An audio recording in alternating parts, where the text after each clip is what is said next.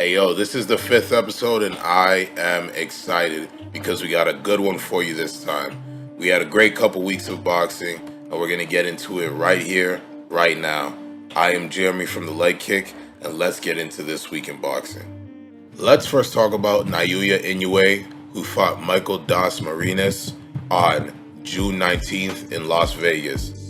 Top 10 pound for pounder Nyuya Inui was back in action last Saturday, and the battle went down as predicted, short and sweet, with body shots that stopped Michaeldas in the third round. Inui rules over this bantamweight division with an iron fist, and at this point, we are still waiting to see who can rise up and challenge the great Inui. We'll see how this division shakes out, with Nonito Donaire recently moving up the rankings with his win against Obali, which should bring us closer to a mandatory for Inui.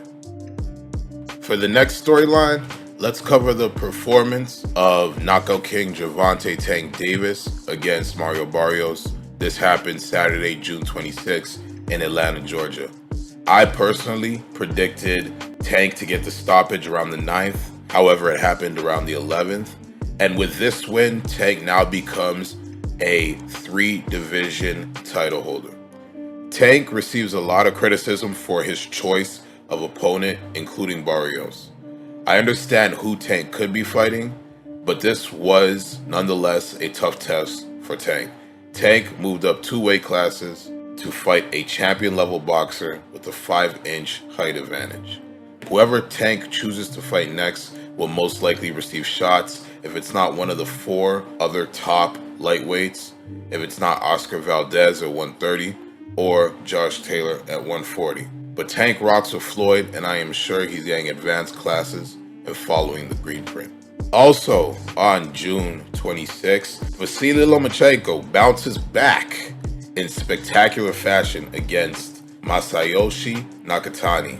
I did not expect Nakatani to get destroyed the way he did Saturday night, but the angles that Lomachenko threw punches from put Nakatani in a blender, eventually tearing him to pieces, as blenders do. This is the same Nakatani who gave Teofimo Lopez trouble over the course of an entire 12 rounds. This was a smart move by Lomachenko because it gets him closer to his rematch against Teofimo Lopez. And as a matter of fact, Teofimo Lopez's father, Teofimo Lopez Sr., said in an interview alongside Bob Arum, he wants a rematch in December in Madison Square Garden. So hopefully we can get that fight so I can make my predictions and cover it. Couple quick storylines for all you boxing fans out there. On June 19th, WBC middleweight champion Jermall Charlo successfully defended his belt against Juan Macias Montiel.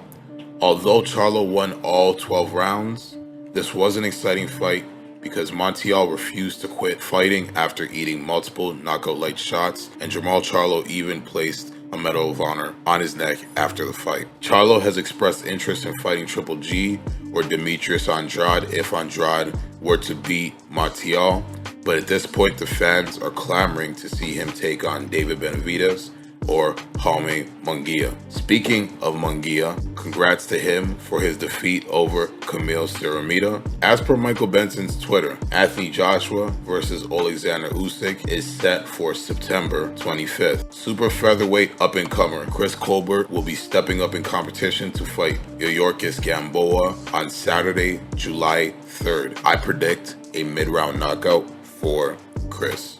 Shout out to Gabe Rosado for pulling off the upset knockout of the year against Bektemir, the bully Melikuziev, and pumping the brakes on the fate that the boxing world wants to give him as a gatekeeper. And finally, congratulations to Anderson Silva for prevailing victorious in his boxing match against Julio Cesar Chavez Jr. Well, that's all for now. Thank you for joining me for This Week in Boxing. Remember to like and subscribe to the Leg Kick YouTube channel. I am Jeremy, signing off. See you next week.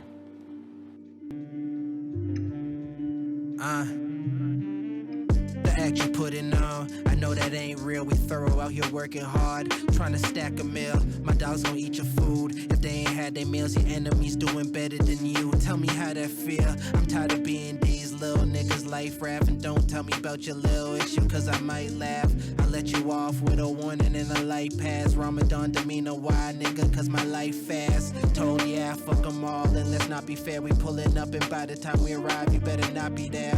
Thought this nigga was my op, but that's my brother. My optics was wrong, my ops the opposite color. My homie said hit him up if there's a problem and they won't be.